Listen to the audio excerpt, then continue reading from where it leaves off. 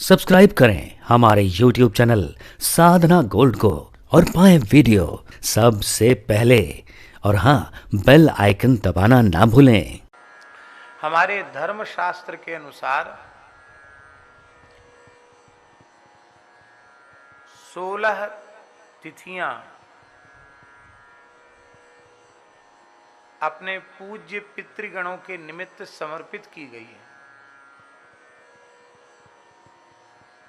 इन 16 तिथियों में ही सबका देहावसान होता है। मृत्यु सबकी 16 तिथियों में ही होती है। अमावस्या, पूर्णिमा, 2 तिथि तो ये हो गई, और बाकी प्रतिपदा से लेके चतुर्दशी तक, इस तरह से 16 तिथियां हैं। तो इन 16 दिनों में विधिवत श्राद्ध करना चाहिए, तर्पण नित्य करना चाहिए।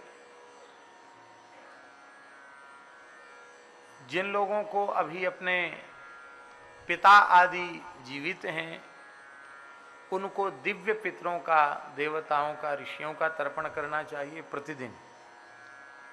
और जिनके पिता माता पधार गए हैं, उनको अपने पिता माता के निमित्त, मातृकुल के निमित्त, पितृकुल के निमित्त 16 दिन अवश्य ही श्रद्धा पूर्वक तर्पण करना चाहिए। और अपने पूज्य महापुरुषों की तिथियों के आने पर उनका श्राद्ध करना चाहिए। और शास्त्रीय लक्षण से युक्त किसी पवित्र ब्राह्मण को भोजन कराना चाहिए श्राद्ध का। श्राद्धे कुर्यान्न विस्तरम, श्राद्ध कर्म में विस्तार नहीं करना चाहिए। माने भोजन का विस्तार। वो इसलिए ये बात कही गई कि श्राद्ध में प्रशस्त जिन ब्राह्मणों का वर्णन पुराणों में, इतिहास में, शास्त्रों में, स्मृतियों में मिलता है, उस प्रकार के ब्राह्मण दुर्लभ हैं। बहुत बड़ी संख्या में तो मिलेंगे नहीं।